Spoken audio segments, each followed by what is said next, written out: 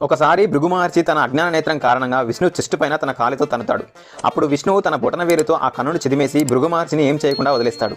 ఇదంతా చూసిన లక్ష్మీదేవి, నేను నివాసం ఉండే నీ వక్షస్థలంపైన తన తన్నితే తనని ఏం చేయకుండా వదిలేసావు కాబట్టి నేను నీతో ఉండను అని చెప్పి లక్ష్మీదేవి భూలోకానికి వచ్చేస్తుంది. లక్ష్మీదేవి లేకుండా ఉండలేని విష్ణువు తనని వెతుక్కుంటూ శ్రీనివాసుడిలాగా భూలోకానికి వస్తాడు.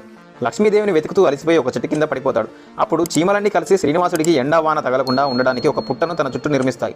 ఇదంతా చూసిన బ్రహ్మ శివుడు ఒక నిర్ణయానికి వచ్చి బ్రహ్మ ఆవులాగా, శివుడు దూడలాగా మారి అక్కడే ఉన్న ఆవుల మందలో చేరి రోజు శ్రీనివాసుడి దగ్గరికి వెళ్ళి పుట్టలో పాలు పోసేవి. ఇదంతా చూసిన ఆవుల కాపరి, నా గడ్డి తిని పుట్టలో పాలు పోస్తావా అని ఒక గొడ్డల్ని ఆవుపైకి విసిరేస్తాడు. వెంటనే శ్రీనివాసులు ఆ గొడ్డలికి అడ్డు రావడంతో ఆ గొడ్డలి శ్రీనివాసుడి నెత్తికి తాకి కొంచెం జుట్టు ఊడిపోతుంది. అటుగా వెళుతున్న దేవతాపుత్రిక అయిన నీలాదేవి శ్రీనివాసుడిని చూసి, ఆహా, ఈయన ఇంత అందంగా ఉన్నాడు, ఇంత అందగాడికి జుట్టు లేకపోవడం ఏంటి అని తన శిరస్సు నుంచి కొంచెం జుట్టు తీసి శ్రీనివాసుడికి ఇస్తుంది. అప్పుడు శ్రీనివాసుడు, ఆడదానివైనా నువ్వు చేసిన త్యాగానికి కలియుగాంతం వరకు నా భక్తులు నీకు తలనీలాలు అర్పిస్తారని చెప్తాడు. అప్పటి నుంచి తిరుమలలో తలనీలాలు ఇవ్వడం ప్రఖ్యాతిగా